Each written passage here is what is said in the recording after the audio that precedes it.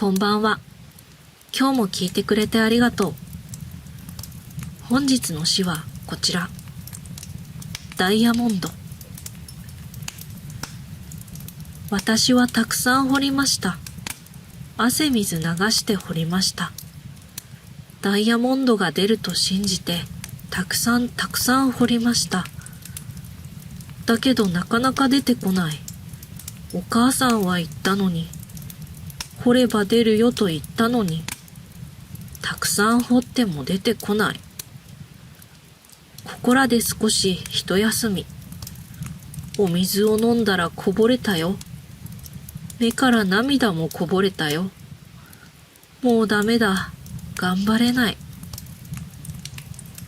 だけどお腹はすくもので、おにぎり一口食べたなら、なんだか元気が湧いてきて、つるはし持ってまた掘って。